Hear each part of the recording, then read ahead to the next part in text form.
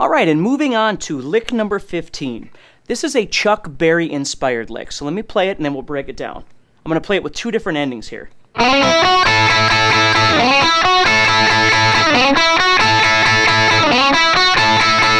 And here's with the second ending.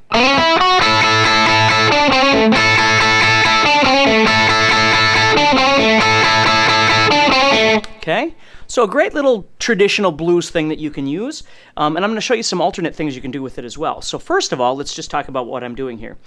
I'm sliding into the 6th fret of the 3rd string with my middle finger. Then I'm going to go to 5 and 7 on the 2nd string with my 1st and 3rd fingers.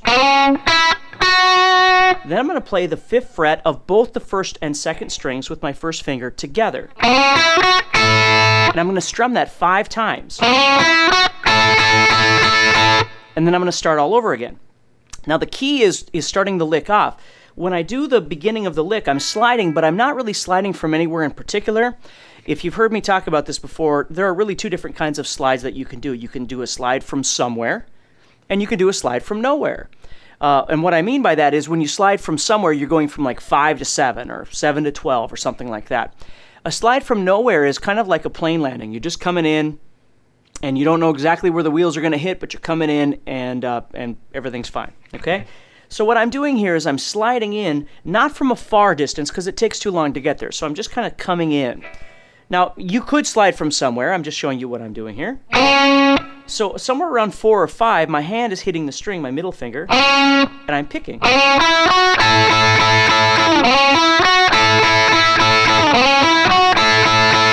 And what I'm doing is I'm simply repeating that over and over and over, and you'll notice I'm just down picking everything.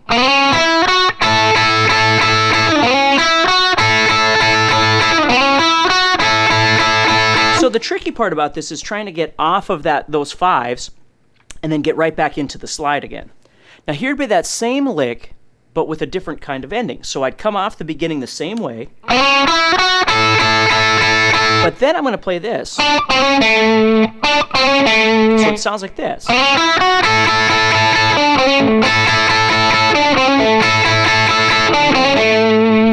Okay. So what I'm doing there is I'm playing the beginning of the lick, just like before, with the 5 5s there.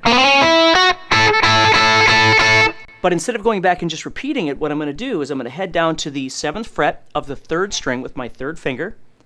I'm going to play that, then I'm going to play the 5th fret of that same string, the 3rd string, with my 1st finger. And then I'm going to do a hammer-on to the 6th fret of the 3rd string.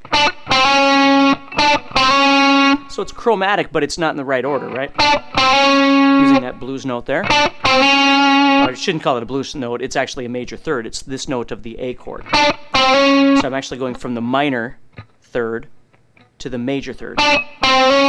And then I'm going down to the root, the 7th fret of the 4th string. And that in itself is a great lick. Okay. So I'm coming off the first part, second part, and then when I start all over, I can't start at the slide because this part is taking the place of the first section of that. So rhythmically, what I need to do is just simply start with the 5 5s again, like this.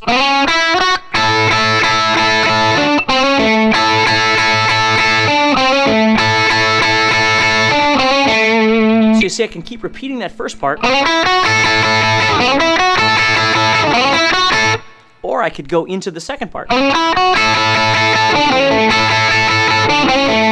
Okay, now 2 really cool things that you can do with this is you can single up the amount of times that you're doing each one, and let me show you what I mean by that.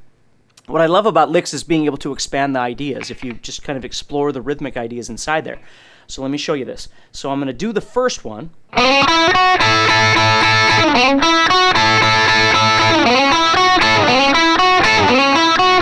See how I could just do it singly and I could make a new lick out of that?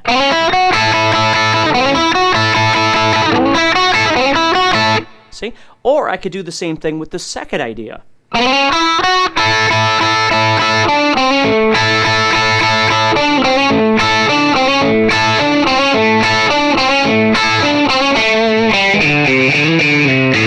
Into whatever after that. So it's a really fun lick, very useful, very traditional feeling, early electric rock and roll, or blues, of course. So explore that one and see if you can use that.